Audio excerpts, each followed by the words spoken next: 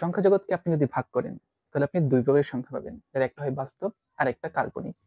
বাস্তব সংখ্যা মূলত হয় আপনার 1, 2, 3 এরকম স্বাভাবিক সংখ্যা, শূন্য ঋণাত্মক সংখ্যা যেমন -1, -2, অথবা পান আপনি অমূলক সংখ্যা, ভগ্নাংশ বা দশমিক ভগ্নাংশ।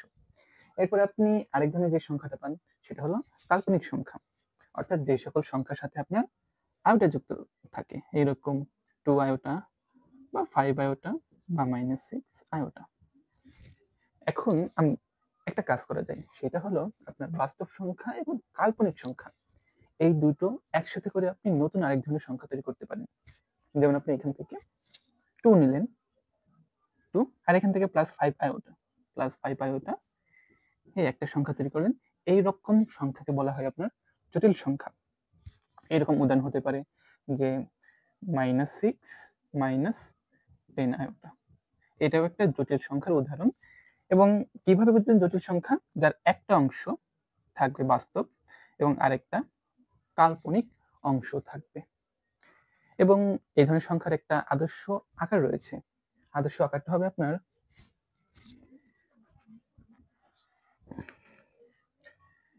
x প্লাস আয়োটা y, এবং একে z দ্বারা প্রকাশ করা হয়। জটিল সংখ্যা সাধারণত এই আকারে থাকে, যার এইটা হলো আপনার বাস্তব অংশ আর এইটা হলো কাল্পনিক অংশ। তবে একটা কথা মনে রাখবেন, x এবং y এর দুটোই আপনার বাস্তব, এই দুটোই আপনার বাস্তব সংখ্যা। তবে যখন আপনি এই y এর সাথে আয়োটা দেখবেন তখন এটা কাল্পনিক অংশ, তখন কিন্তু আর বাস্তব থাকতেছে না।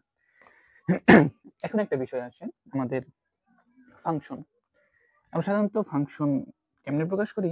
এফ এক্স এইভাবে লিখে আমরা ফাংশন প্রকাশ করি। সেটা হতে পারে জাস্ট এক্স, হতে পারে এক্স স্কোয়ার, হতে পারে x cube plus 2x square plus 1, এরকম বিভিন্ন প্রকারের এক্স এর রাশিকে আমরা বলি এক্স এর ফাংশন, এবং এগুলো সাধারণত বাস্তব সংখ্যার ফাংশন হয়ে থাকে। ঠিক একইভাবে আপনি চাইলে জটিল সংখ্যার একটা ফাংশন তৈরি করতে পারেন, যেটাকে বলা হয় জটিল সংখ্যার ফাংশন। অথবা জাস্ট আপনি এইটাকে জটিল ফাংশনও বলতে পারেন। জটিল সংখ্যার ফাংশন কে আপনি বলতে পারেন জটিল ফাংশন। এবং সেটা কিভাবে হয়? ধরুন আমাদের এই জেড আছে, তাই না? জেড হলো আপনার জটিল সংখ্যা, সেক্ষেত্রে তার ফাংশনটা হবে এফ অফ জেড, এরকম হবে, এবং সেটার আকার হয় এরকম প্লাস আয়োটা ভি,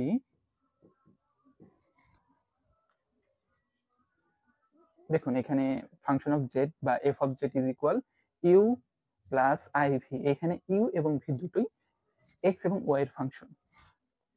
এখানে দেখেন আমাদের যেমন এখানে দুইটা অংশ ছিল, বাস্তব এবং কাল্পনিক। এখানে আপনার ফাংশনের দুইটা অংশ থাকবে, একটা বাস্তব ফাংশন, একটা কাল্পনিক ফাংশন। তো এখানে একটা বিষয় হলো আপনার, এই বিষয়টা হয়তো কনফিউজ লাগতে পারে যে ইউ এবং ভি দুটোই কিভাবে এক্স এবং ওয়াই এর ফাংশন হতে পারে, এটা প্রশ্ন হতে পারে।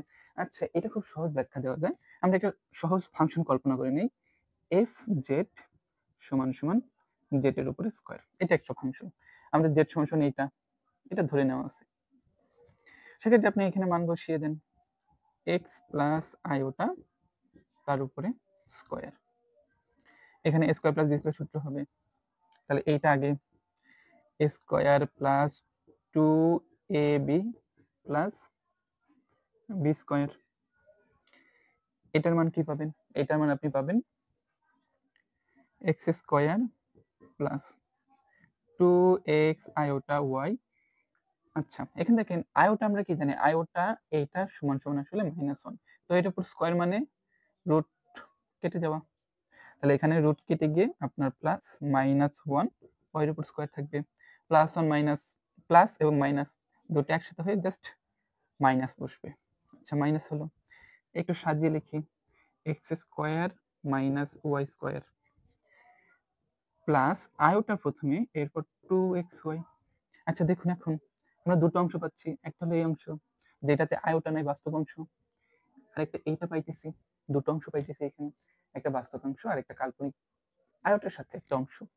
তো এটাকে আমরা ধরে নিই ইউ, যেটাতে এক্স এবং ওয়াই দুটো বিদ্যমান, এখানে বলতেছি ইউ হলো এক্স এর ফাংশন, প্লাস আয়োটা, এটাকে ভি ধরে নেন, ভি তো আপনার এক্স আছে এবং ওয়াই আছে, তাহলে ভিও এক্স এর ফাংশন। তো এইভাবে আপনার জটিল function U plus I V আকারে থাকে, যেখানে ইউ এবং ভি দুটো এক্স ওয়াই এর ফাংশন হয়ে থাকে। এবং এইটুকুই, জাস্ট বেসিক, তেমন কিছু না।